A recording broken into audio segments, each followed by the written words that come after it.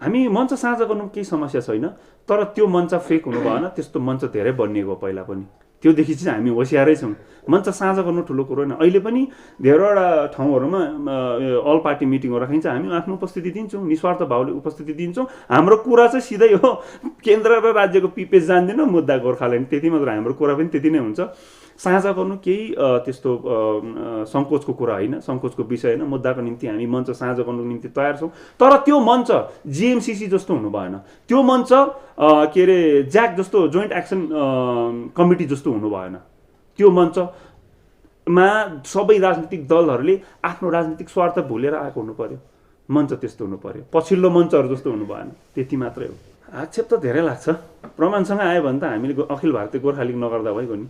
प्रमाण चाहिँ हुनु पर्यो, प्रामाणिकता हुनु पर्यो। उनीहरूले जसले पनि आक्षेप लाउँछ उनीहरूले बोलेको चिजमा, भनेको चिजमा एउटा त्यसलाई प्रमाणित गर्ने कुनै आधारहरू हुनु पर्यो। त्यो आधारहरूसँग अगाडि लिएर आयो भने त्यसको स्पष्टीकरण हामी अलिक गकिलै दिन चाहन्छौँ, दिन्छौँ पनि होला। अब यो आक्षेपलाई मात्र इन्टरटेन गरिरहने अब अहिले पनि समय छैन। त्यसको के अरे उत्तर चाहिँ एउटै हो, हामी होइन एजेन्ट हो भने आरोप लगाउनेले त्यसलाई प्रमाण गरेर देखाउनु पर्यो, त्यति मात्रै हो। अब यस्तो एउटा कुरो के छ भने यो कुरा हाम्रो पार्टी महासचिवले भनिसक्नुभयो। अब भाजपाले भन्छ टिएमसीको एजेन्ट, अब फेरि टिएमसीले भन्छ घरिघरि कुनै कसको एजेन्ट, हामी कसको एजेन्ट, हामी कन्फ्युज भइसक्यौँ। उनीहरू पनि कन्फ्युज छ, एक पक्षकाले अर्को पक्षको एजेन्ट भन्छ, यताकोले उत्तरपट्टिको एजेन्ट भन्छ। अब उनीहरूले सल्लाह गरेर चाहिँ भन्नु पर्यो पक्का चाहिँ कसको एजेन्ट हो भनेर मिलेर भन्नु पर्यो, अन्त हामी स्पष्टीकरण दिन्छौँ। त्यति बेला प्रतिकार, प्रतिवाद, विरोध भनेको भन्दा पनि धेर चाहिँ म त्यसलाई सुझावको रूपमा लिन चाहन्छु। हामीले सुझाव दिएका हौँ, यो पार्टीको नाममा गडबडी छ। हाम्रो पार्टी त सिक्किममा पनि छैन, तर हाम्रो सिक्किम पार्टी, त्यसले त विवाद भएन नि त, किन सिक्किमले चाहिँ के बुझाउँछ, भारतीयतालाई अँगाल्छ सिक्किमले। अब हाम्रो गोर्खा पार्टी, हाम्रो भारतीय पार्टी भइदिएको भए चाहिँ त्यसमा त्यो नेपालको हुनुको जुन चाहिँ लान्छना छ त्यो लाउने त्यो स्पेसहरू बनिन्थेन, तर अब त पुरा स्पेस भएको छ। अनि त्यसै कारणले त होला नि बङ्गाली दुईजना न्युज पोर्टलले त, दुईवटा न्युज पोर्टलले त न्युजै छापिसकेको छ। अजय एडवर्ड दाजुको नयाँ पार्टीको घोषणा भयो, हाम्रो पार्टी, तल लोगो चाहिँ लगाएको छ फेरि नेपालको राष्ट्रिय पार्टीको, हाम्रो पार्टीको होइन। अब अजय एडवर्ड दाजुले यो चिज बुझ्नु भएको छ भने होइन, उहाँलाई लाग्छ मेरो पार्टीको नाम अहिलेदेखि बदनाम हुँदैछ यो दुईवटा न्युज पोर्टलले गर्दा भनेदेखि हामीले भन्दा पहिला न्युज पोर्टलले त खोजिसकेको थियो होला। उहाँले न्युज पोर्टलहरूलाई केही त कारवाही गर्नुपर्ने थियो, या त बुझाउने काम हुनुपर्थ्यो, स्पष्टीकरण दिनुपर्ने थियो। त्यो न्युज पोर्टलहरूमा अहिलेसम्म आएको छैन। अब त्यसै कारणले गर्दाखेरि यो चाहिँ हाम्रो भारतीय गोर्खाहरूको राष्ट्रिय चिनारीमाथि झन् ठुलो सङ्कट हुनसक्छ। यो एउटा राजनीतिक जो भर्खर जन्मेको राजनीतिक पार्टी छ उसलाई त केही अधिकार पनि त छैन, उसले त लडाइँ सुरु गरे, सङ्घर्ष सुरु नै गरेको छैन जातिको पक्षमा भनेदेखि जातिको राष्ट्रिय चिनारीको सङ्कटलाई अझ बढाउने त अधिकार छैन नि त उहाँसँग होइन। त्यसै कारणले त भनेको त, त्यसै कारणले हामीले एउटा करेक्टिभ क्रिटिसिजम गरेको हो, एउटा कन्स्ट्रक्टिभ क्रिटिसिजम गरेको। अब लिँदाखेरि लिनेले कसरी लिन्छ त्यो लिने माथि भर पर्ने कुरा हो। यो चिज हो हाम्रो चिनारीको सङ्कटलाई अझ बढाएर लान्छ, त्यो त अवश्य लान्छ। त्यो कसरी लान्छ भन्ने कुरो दुईवटा बङ्गाली न्युज पोर्टलहरूको न्युजले नै भनिदिइहाल्यो नि। त्यो कल पानी कहाँबाट आयो कि अजय दाजुले त्यो न्युज पोर्टललाई करेक्सन गर्नु सक्नु पर्यो। आज दुईवटा न्युज पोर्टल, भोलि हिन्दुस्तान टाइमले छाप्ला, पर्सि ठुलो नेताले भन्नु अजय दाजुले कोलाई चाहिँ सम्झाइन्छ। त्यति बेला त्यो मान्छेलाई सम्झाउनु जाने कि पार्टीको नाम यस्तो यस्तो भनेर कि आफ्नो काम गर्ने, पार्टीको काम गर्ने, के गर्ने? उहाँको पनि समय बर्बाद हुन्छ, उहाँको पनि के अरे रिसोर्सेस सक्छ होइन। त्योभन्दा बेस त पार्टी त रेजिस्टर्ड भएको छैन, घोषणाको निम्ति रेजिस्टर्ड हुनु त धेरै प्रोसिजर छ नि, त्यसको प्रणाली धेरै छ नि त। अन्त अहिले भएको छैन भने केही पनि हुँदैन। इगोमा नलिएर त्यो चिजलाई चाहिँ आफ्नो के भन्ने एउटा बौद्धिकतामा लिएर चाहिँ उहाँले अझै राम्रो निर्णय लिनुहुन्छ भन्ने आशा छ। लिनुभएको राम्रो जस्तो लाग्छ। झन्डा विषय हामीलाई समस्या छैन, झन्डा विषय हामीलाई समस्या छैन। झन्डा उहाँले स्वतन्त्र रूपमा निर्णय गर्नु सक्ने कुरा हो होइन। झन्डाले खासै त्यस्तो समस्या पैदा गर्छ जस्तो लाग्दैन। झन्डामा टिप्पणी गर्न मिल्दैन, त्यो नितान्त उहाँको पार्टीले निर्णय लिनुपर्ने कुरो हो। त्यो नाम पनि उहाँको पार्टीले लिनुपर्ने कुरा हो। तर पार्टी खोलिसकेपछि यो क्षेत्रमा गोर्खा राजनीति केन्द्रित म राजनीति गर्छु भनेर पार्टी खोलिसकेपछि हाम्रो उत्तरदायित्व बन्छ त्यहाँ कहाँ एररहरू छ, गलतीहरू भएको छ भनेर।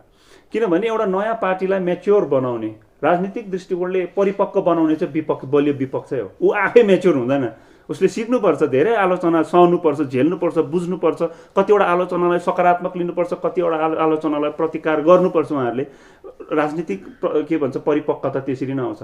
हाम्रो प्रतिवाद कहाँ हो भने, हाम्रो विरोध कहाँ हो भने, जस्तो उहाँले हाम्रो पार्टी नामाकरण गरेर पार्टी घोषणा गर्नुभयो, हाम्रो पार्टी भन्ने त्यही नामको पार्टी, त्यही भाषामा हाम्रो पार्टी मात्रै, हाम्रो पार्टी एक्ज्याक्टली त्यही नाम भएको पार्टी नेपालमा एउटा राष्ट्रिय पार्टी भएर बसेको छ। हाम्रो समस्या भनेको हामीले अहिलेसम्म लडेको, भारतमा राजनीति गर्यो भनेको चिनारीको सङ्कटको कारणले गर्दा हो। हामीलाई छिमेकी राष्ट्र नेपालसँग बारम्बार जोडिन्छ, किनभने हाम्रो भाषा समान छ, एक छ, हाम्रो संस्कृति एक छ, होइन, हाम्रो कहीँ हदसम्म हाम्रो शारीरिक ढाँचा अनुहार मिल्छ उनीहरूसँग। त्यसै कारणले गर्दा हामीलाई नेपालको हो भनेर लान्छना लाग्छ, विदेशी हो भनेर। सानो तल्लो स्तरको मान्छेहरूलाई होइन, ब्युरोक्राट्सहरूले पनि भन्छ, नौकरशाहहरूले भन्छ, ठुल्ठुलो राज्य स्तरको के अरे राष्ट्रिय स्तरको नेताहरूले हामीलाई नेपालकोहरू भन्छ। तन्वी दासको इक्जाम्पल हेर्नुहोस् तपाईँले, होइन, कैलाश विजयवर्गीयको हेर्नुहोस्, नेपालको 11 जनजाति। किन भन्छ त्यसरी? हामीलाई किन नेपालको सोच्छ उनीहरूले?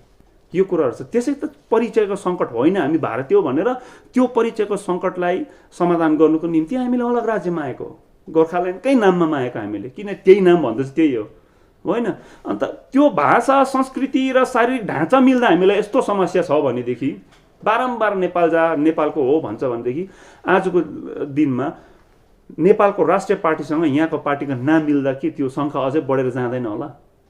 के त्यो हतियारलाई कुनै पनि राजनीतिक शक्तिले, जसले चाहन्छ हामीलाई नेपालको भन्नु, उनीहरूलाई मज्जाउँछ, उनीहरूले त्यो कुरो प्रयोग गर्दैन होला पछि गएर? गर्छ नि। हाम्रो समस्याको समाधान चाहिँ स्थायी हुनसक्छ। हाम्रो चिनारीको सङ्कट, होइन, राष्ट्रिय चिनारीको सङ्कट, हामीलाई लाग्ने विदेशीको लान्छनाको चाहिँ पर्मनेन्ट सल्युसन हुन्छ। गोर्खाल्यान्ड भयो भने, हाम्रो राज्य भयो नि त, त्यो त पर्मनेन्ट। अरू जहाँसम्म बरु विकासको मुद्दा छ, त्यो छ, अरू राजनीतिक मुद्दाहरू छ, त्यो मुद्दाहरूको सङ्कट नहोला, त्यो एकैतालमा पर्मनेन्ट सल्युसन नहोला। तर हामीले त गोर्खाल्यान्ड पाइसकेपछि तपाईँले चिनारीको सङ्कट हुँदैन नि, तपाईँ त गोर्खाल्यान्डबाट आएको, कसैले शङ्का गर्दैन नेपालबाट आएछ भनेर, म गोर्खाल्यान्डको हो भन्छ। त्यो समस्या चाहिँ समाधान हुन्छ, त्यो समस्याको चाहिँ स्थायी समाधान हुनसक्छ। राज्यका हातमा जिम्मा लगाइसकेपछि राज्यले यहाँको स्थानीय नेताहरूलाई जिम्मा दिइसकेपछि कस्तो हुनसक्छ? राज्यभित्रकै व्यवस्था कुनै हुनसक्छ? म त लाग्दैछ अब त्यो पनि होइन जस्तो लाग्दैछ। पिपिएस भनेको जिटिए नै जस्तो लाग्दैछ अहिले अन्तिममा आएर। यदि हुनु हो भने त के चाहिँ समस्या छ? केन्द्र सरकारलाई अहिले कुनै पनि व्यवस्था यहाँको क्षेत्रको संवेदनशीलतालाई हेर्दै, होइन, यहाँको क्षेत्रको युवाहरूलाई मजबुत बनाउनको निम्ति, जसले चाहिँ देशको निम्ति लडाइँ गर्न सकोस्, राष्ट्र हितमा काम गर्न सकोस्, यस्तो संवेदनशील क्षेत्रको युवाहरूलाई राष्ट्र निर्माणमा तयार पार्नुको लागि केन्द्र सरकारले यहाँ कुनै चिज दिनै चाहन्छ भने, संवैधानिक, चाहे अलग राज्य होस्, चाहे त्यो केन्द्र शासित प्रदेश हो, केही पनि दिन चाहन्छ भने के बाधा छ त? उसँग राज्यसभा कि लोकसभा दुवै सभाहरूमा उसको एकदमै के भन्छ मेजोरिटी छ, बहुमत छ। के चाहियो अरू? उसलाई चाहियो राजनीतिक इच्छा शक्ति, उसलाई चाहियो मन, म दिन्छु भन्ने उसले एउटा आत्मनिर्णय लिनु पर्यो। भाजपा सरकारले खै त लिएको? फेरि राज्यलाई सोध्छु भन्दैछ। कतिवटा चुनावी चलखेलहरू पनि छ, 24मा अब चाहियो होला नि त, टिएमसीको सहयोग चाहियो होला नि त 24मा उसलाई। उसको पल्ला भाडी जुन चाहिँ थियो 19मा, त्यो त घट्दैछ नि त। अब यो युपीको चुनाव आउँदैछ, युपीको चुनावमा उसको सिट जुन चाहिँ सेयरिङ हुन्छ, भोट सेयर हुन्छ, त्यसले पनि निर्णय गर्छ उसको जुन चाहिँ दृष्टिकोण छ हाम्रो दार्जिलिङप्रति, हाम्रो मागप्रति, त्यसले पनि धेरै चिजहरू मतलब के गर बुझाउँछ, अलिकति स्पष्ट अगाडि ल्याउँछ जस्तो लाग्दैछ। भाजपा कमजोर हुँदै जानु भनेको चाहिँ अब त्यो केही नसोच्दा हुन्छ। यस्तो बलियो हुँदैछ उसले दिनु सक्दैन भनेपछि त कमजोर भएपछि त कहाँ दिन्छ? दिँदैन नि। अनि अहिलेको स्थितिमा पिपिएस भनेको चाहिँ अब लगभग केही पनि होइन भन्ने बुझ्नुपर्छ हामीले। यो व्यवस्था जिटिए छ, होइन, जिटिएमा घोटाला भएको कुरा उठाइरहेको छ। अखिल भारतीय गोर्खा लिगको निम्ति यो राज्यको अलग पिपिएस, केन्द्रको अलग पिपिएस छैन। केन्द्रले राज्यले जिम्मा लगाइसकेको छ पिपिएस। कसरी भन्ने प्रश्न उठ्दाखेरि यसको स्पष्टीकरण कसरी आउँछ भने, विगतको घटनाहरूले हेर्नुहोस्। केन्द्रले बोलाएको त्रिपक्षीय वार्तामा केन्द्रले स्पष्ट भनिसकेको छ राज्यको कन्सर्न बिना पिपिएस हुँदैन। राज्य इन्भल्भ भएपछि त्यो त राज्यको पिपिएस हुन्छ नि। राज्य इन्भल्भ हुनु भनेको राज्यभित्रको व्यवस्था हुनु हो नि त। अलग राज्य बनाउनु त सोध्नु परेन नि राज्यलाई, त्यो त तपाईँको केन्द्र सरकारको अधिकार क्षेत्रभित्र पर्ने कुरा हो नि। होइन, त्यो त युनियन लिस्टमा पर्ने कुरा हो, अलग राज्य बनाउने कुरा भनेको त। अब राज्यलाई सोधेर दिन्छु भन्दैछ, सोधेर दिन्छु भनेपछि त राज्यभित्रको पिपिएस आयो। अब राज्यभित्रको पिपिएस त राज्यले पनि दिन्छु भन्दैछ नि, अन्त राज्यकै हातमा आयो पिपिएस। अब जुन दिन होम मिनिस्ट्रीले राज्यको कन्सर्न बिना दिदिन भनिसकेपछि यताबाट आएर एडमिनिस्ट्रेटिभ बैठकमा माननीय मुख्यमन्त्रीज्यूले भन्नुभयो स्पष्ट रूपमा, लु पिपिएस बनाऊ भनेर। पिपिएस त लास्टमा उछिटेर आएर त राज्यका हातमा, राज्यले जसको घाँटीमा पक्रेको छ त्यो पार्टीहरूको हातमा पो पिपिएस आइपुग्यो। उनीहरूले बनाउनु पर्ने भयो, उनीहरूमा अब अहिले फिटी परे जस्तो लाग्दैछ, के बनाउ भइरहेछ। न पिपिएस सम्बन्धमा एउटा सर्वदलीय बैठक बोलाउन सकिरहेको छ, किनभने पिपिएस जिम्मा पो माननीय मुख्यमन्त्रीले एउटा दुईटा दललाई दियो होला त, तर त्यो पिपिएस बनाउनु पर्ने त सबैको लागि हो नि त। अनि सर्वदलीय बैठक बनाऊ, चर्चा गर, त्यसको धरि पहल भएको छैन। त पिपिएस बनाउनुमा हाम्रो मान्छे पछाडि छ। जुन दिन फेरि एकपल्ट माननीय मुख्यमन्त्रीज्यूले आएर खै पिपिएस भनेर सोध्छ, त्यति बेला पनि जिरै हुन्छ। त्यो पहल भएको छैन भन्ने कुरो थाहा छ। बाहिर सार्वजनिक रूपले भएको छैन। सार्वजनिक रूपले पहल नहुनु भनेको चाहिँ पारदर्शिता छैन त्यसमा। बनाउँदै होला भित्रभित्र, त्यो भित्रभित्र पिपिएस कसले मान्छ? तपाईँ हामी त मान्ने कुरा आएन, हामी त मान्दैनौँ। सुटुक्क बनाएको पिपिएस कसले मान्छ? त्यो भित्र के छ हेर्नु पर्यो नि त। सार्वजनिक भएको छैन, न समिति सार्वजनिक, न पिपिएस सार्वजनिक रूपले तयार हुँदैछ। अनि अब यो पिपिएस त मलाई लाग्छ हाम्रो मुद्दालाई अलिकति धमिल्याउनु लागि, मुद्दालाई अलिकति बाटोदेखि भड्काउनुको लागि निकालेको शब्द जस्तो लाग्दैछ, त्यति मात्र जस्तो लाग्दैछ। अनि हामीले बुझेको पिपिएस त बारम्बार भन्दैछ हाम्रो स्थायी राजनीतिक समाधान भनेको चाहिँ अलग राज्य गोर्खाल्यान्ड मात्रै हो। सर्वप्रथम कुरा चाहिँ के भन्न चाहन्छु भने, एउटा पार्टीमा धेरैजना प्रवक्ताहरू हुन्छ, आफ्नो आफ्नो स्तरको, होइन, समितिको आफ्नो आफ्नो प्रवक्ता हुन्छ।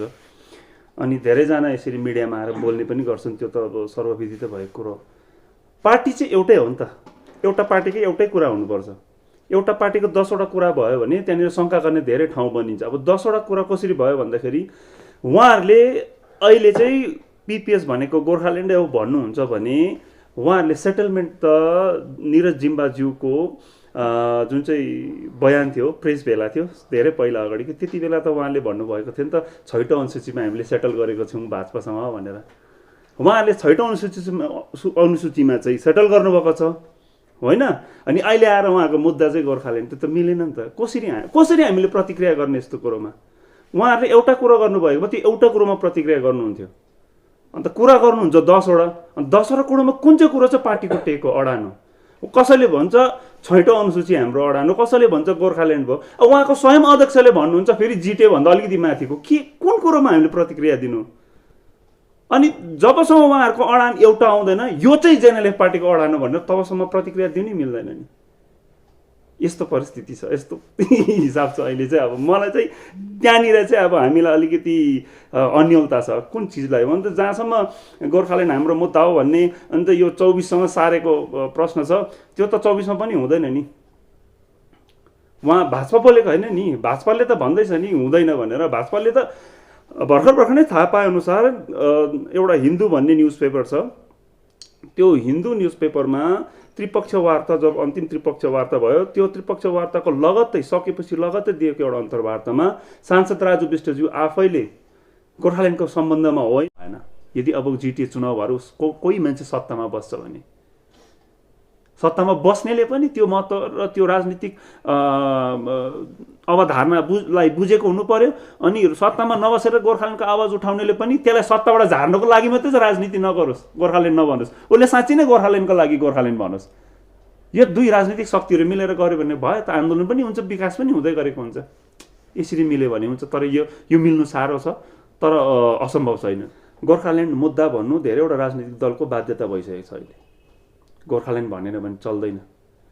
एउटा त यो कन्सेप्सनमा आएर कसैले गोर्खाल्यान्ड मेरो मुद्दा हो भनेर भनिदिएको हुनसक्छ, होइन। एउटा पक्कै गोर्खाल्यान्ड भन्नेहरूले पनि पक्कै भनेको हो कि होइन भन्ने कुरो चाहिँ उसको कामबाट चिन्नुपर्छ, उसले काम के को लागि गर्दैछ, होइन। एक दुईवटा राजनीतिक दलले त नमाग्ने चिज माग्यौँ भन्दैछ गोर्खाल्यान्ड। अब के धारणा, के सोचले, के बुझेर भनेको थाहा छैन उसलाई पनि। 29वटा राज्य बनेर 28 भइसक्यो घटेर, यो गोर्खाल्यान्ड चाहिँ नमाग्ने माग्यौँ भन्दैछ। त्यसको बेसिस चाहिँ के हो? त्यो भन्नुको पछाडिको कारणहरू के हो, होइन। हुन त त्यति बेला अब पत्रकार साथीले सोध्नै सक्थ्यो, तर त्यो चिजहरू अगाडि ल्याइएन। त्यो प्रश्न सोध्नु जरुरी छ। कसै व्यक्तिले, हाम्रै क्षेत्रकोले गोर्खा सम्प्रदाय होस् चाहे अन्य सम्प्रदायका मान्छेहरूले चाहिँ गोर्खाल्यान्ड हुँदैन भन्छ नि आधार बताउनु पर्यो नि। र गोर्खाल्यान्ड हुन्छ, गोर्खाल्यान्ड मेरो मुद्दा भन्नेले गोर्खाल्यान्ड हुने आधारहरू पनि बताउनु पर्यो। हाम्रो पहाडमा तराई डुवर्समा यदि कुनै राजनीतिक दल छ, धेरैवटा राजनीतिक दल छ, धेरैले गोर्खाल्यान्ड मुद्दा भन्छ, तर दुईवटा चिज छ। एउटा राजनीतिक दलमा राजनीतिक स्वार्थ र राजनीतिक मुद्दा, यो अलग अलग चिज भएर गएको छ।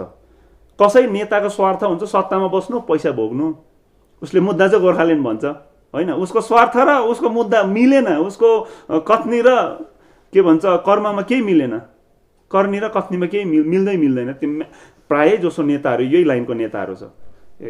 तराई डुवर्स अनि यो भूभाग लिएर दार्जिलिङ कालिम्पोङको भूभाग लिएर त्यो समस्याहरूमाथि केन्द्रित हुनेछ समाधान भनेर भन्नुभएको छ। अरू के खोजी बस्नु? अब हुँदैन भन्ने कुरो बुझ्नेले सबैले बुझिसक्यो। अब त्यो कोट्टाइरहेर फाइदा छैन। उहाँले के भन्छ, एकजना व्यक्तिले डिस्ट्रिक्ट लेभलको कमिटीको मान्छेले चाहिँ के गोर्खाल्यान्ड भन्छ, निरज जिम्बाजुले 6 सिड्युलमा सेटल गरे भन्छ, फेरि अर्को पालि अर्कै कुरा गर्छ। अस्ति 2021मा सम्म हुन्छ भन्दै थियो, त्यहाँदेखि चुनाव पछाडि त्यहाँदेखि अहिले 24। अब कुन कुरोमा हामीले विश्वास गर्ने? त्यो विश्वसनीयता हराइसकेको पार्टीमाथि टिप्पणी गर्दा गर्दा आफ्नो पनि क्रेडिबिलिटी हराउँछ कि भन्ने डर हामीलाई चाहिँ छ। भाजपाले दिँदैन भन्ने प्रमाण गरिसक्यौँ नि हामीले। अब भोटर्सको हातमा छ, अब आउने भोटमा उसले के गर्छ भन्ने कुरो प्रमाण गराउने काम हाम्रो हो। झुटो कुरोलाई एक्सपोज गर्ने काम हाम्रो हामीले गरिदिइसकेको छौँ। अब पुरापुरी निर्णय भाजपालाई पहाडबाट उखालेर फ्याँक्ने, यो झुटको राजनीति गर्ने राजनीतिक दललाई यहाँ टिक्नु नदिने अन्तिम पहल गर्नुपर्ने भनेको जनताले हो, जनता जनार्दनले हो। अनि साँचो कुरो हामीले अगाडि राखिदिइसकेको छौँ। यति हाम्रो उत्तरदायित्व हामी गरिसकेको छौँ। हुँदैन भन्ने कुरो थाहा भइसकेको छ। यो विन्टर सेसनमा बिलको विषयमा अब आउने, यो विन्टर सेसन त चल्दैछ लगभग। अब अहिले आजदेखि हुन्छ होला, 29 तारिकको आज होइन, 30-31 हुँदै डिसेम्बरसम्म हुन्छ। अनि यति बेला हाम्रो सांसद राजु विष्टजीले कमसेकम बिलै नल्याए पनि क्वेसनहरूमा कुन क्वेसन उठाउनु पर्ने भन्ने कुरो त सुनिश्चित गरिसकेको हुनुपर्ने नि। त्यो लिस्टमा पनि छैन, हाम्रो डिस्कस हुँदैन हाम्रो गोर्खाको मुद्दा यसपालिको शीतकालीन सत्रमा। त्रिपक्ष वार्ताको हामीले दबाब दिनु छोड्यौँ। अब हुँदैन भन्ने कुरा हामीलाई थाहा भयो होइन, दबाब दिने अब अर्कै स्तर हामीले सोच्दैछौँ, योजना बनाउँदैछौँ। यो स्तरको दबाबले भएन, लाज नलाग्दो रहेछ यिनीहरूलाई भनेर घुमिरहेछ, फुटबल खेलिरहेछ सांसद, हाम्रो प्रतिनिधि, जनप्रतिनिधि। हामीलाई खाँचो छ, जाति सङ्कटमा छ, क्षेत्र सङ्कटमा छ, अनि हाम्रो जनप्रतिनिधि चाहिँ गएर फुटबल खेलिहिँदैछ। योभन्दा ठुलो दुर्भाग्य के हुनसक्छ भन्नुहोस् त? 2-4 जना मान्छेहरूलाई सुविधा पद अहदा दिएर उसले किनेर राखेको छ यहाँ, अनि उनीहरूलाई जति सक्दो यहाँको साँचो आवाजलाई दबाउनु लगाउँछ, ऊ चाहिँ फुटबल खेलिहिन्छ। यस्तै छ दुर्भाग्य आउँथ्यो। किनभने गोर्खाल्यान्ड एक्लो नेताले, एउटै मात्र पार्टीले सम्भव छैन भन्ने कुरो 90% जनसमर्थन लिएर अगाडि बढेको विमल गुरुङ ठुलो उदाहरण हो। एक्लो नेताले मोनोपोली गर्न थालेपछि उसलाई एक्लै नेतालाई मोनोपोली गर्नु फेरि माथिकोहरूलाई पनि सजिलो नि त। यो त उदाहरण छ, स्थापित उदाहरण हो यो। अनि त्यसै कारणले गर्दाखेरि अब चाहिँ यदि सबैले यदि भन्छ गोर्खाल्यान्ड हाम्रो मुद्दा भने एउटा मञ्चमा उभिनु नसक्नु चाहिँ उसको गोर्खाल्यान्ड मुद्दा होइन भनेर बुझ्नु।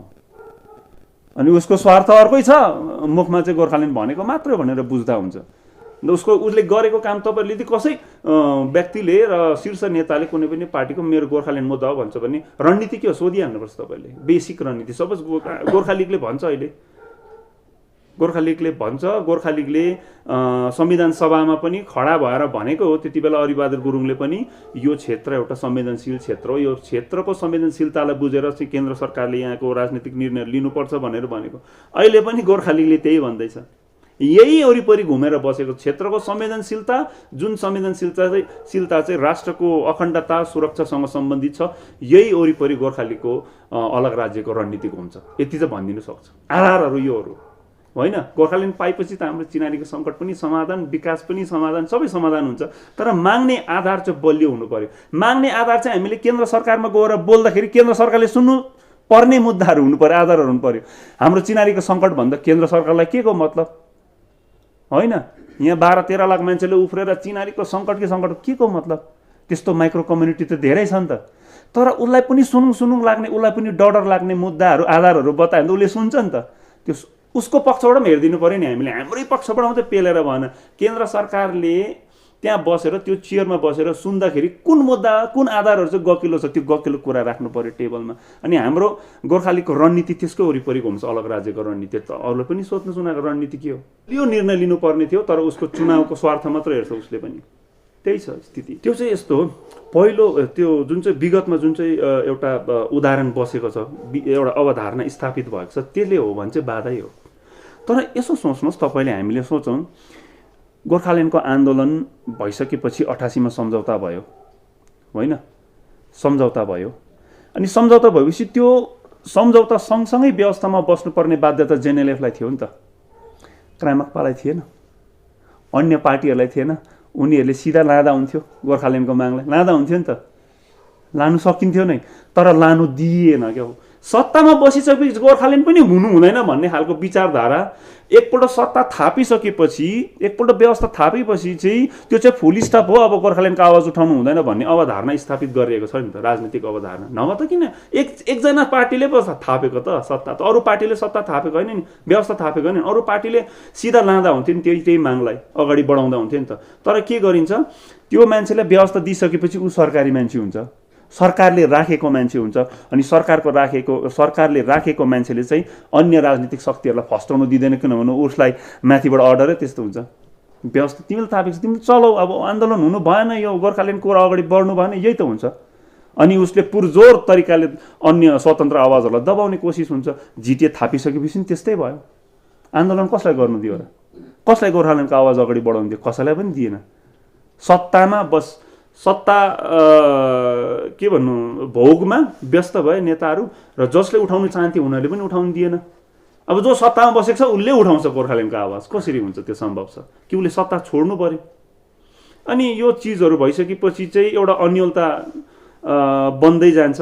तर मलाई लाग्छ अबको दिनहरूमा हामीले सिक्नुपर्ने एउटा राजनीतिक पार्ट चाहिँ कसैले जिटिए चलायो अरे, जिटिएको चुनाव भयो अरे, होस् न चलाओस् न, राम्रो मान्छे बसोस्, जनताको अधिकार अहिले हनन भइरहेछ, जनताले अधिकार पाओस्। जनताले अधिकार पाओस् भन्नुको मतलब त गोर्खाल्यान्ड चाहिँ बन्नुहोस् भनेको त होइन नि त। एकतर्फबाट कसै न कसैबाट राजनीतिक दलले गोर्खाल्यान्डको मुद्दालाई त अगाडि बढाउँदा भयो नि, जनतालाई सडकमा थुपारेर तमासै गर्नुपर्छ भने छैन। अब आन्दोलन त्यस्तो धेरै गरिसक्यौँ।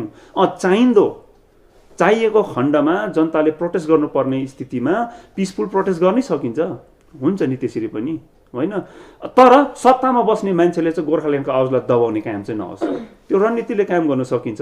तर सत्तामा बस्ने जाँच गरौँ न त, हामीले जाँच नगरौँ कसले भनेको, तपाईँले भनेको मैले भनेको छुइनँ। खालि के अरे मिडियाको अगाडि आएर घोटाला भएको छ भनेर मात्रै भएन नि। सिएजी त के अरे केन्द्र सरकारको अधीनमा आउँछ नि, सिएजी पठाउ न त होइन। यहाँको मुख्यमन्त्रीसँग राम्रो लियाजो गरेर सिएजी पठाऊ, 10 साल 20 साल कतिको अडिट गराउन चाहन्छ यहाँको स्थानीय प्रशासनको, गरौँ नि त। हामी त चाहन्छौँ नि जाँच होस् भनेर, खै त जाँच भएको न त। डिजिएसीको पालामा त्यस्तो खालको ठुलो अडिट भयो, जिटिएको पालामा त भएको छैन, स्वयंले भन्नु हुँदैछ राज्यपालले नै।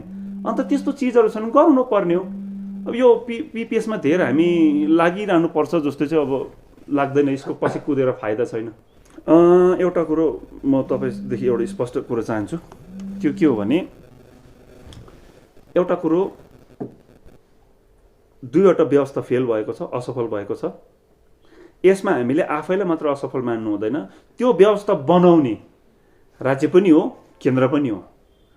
डिजिएसी दुवैले बनाएको हो, अनि यो जिटिए पनि दुवै त्यसमा संलग्न थिए। राज्य नि केन्द्र पनि फेल हो नि, उनीहरूलाई पनि प्रश्न त जान्छ नि। राज्य नि केन्द्र दुवैले मिलेर दिएको व्यवस्था दुईपल्ट फेल भइसक्यो भने त यहाँको स्थानीय नेताभन्दा धेरै फेल त उनीहरू हो नि। किनभने यहाँको स्थानीय जुन चाहिँ प्रशासन छ त्योभन्दा ठुलो एकाइ त भारतमा केन्द्र सरकार र राज्य सरकार हो नि त। उनीहरूले जिम्मेवारी पूर्ण तरिकाले व्यवस्था बनाएको हुन्थेन होला फेल, उनीहरूले त्यो ढङ्गले बनाएन। यहाँको जुन चाहिँ जनआकाङ्क्षा छ त्यसलाई सम्बोधन गर्नु सकेन उनीहरूको व्यवस्थाले, उनीहरूको व्यवस्था फेल भएको नि। हाम्रो व्यवस्था त मागेको त हामीले गोर्खाल्यान्ड दियो नि त, उनीहरूले दियो उनीहरूको व्यवस्था, हामीले थाप्यौँ चलायौँ, असफल भयो। दुईटा सरकारहरू असफल भएको हो।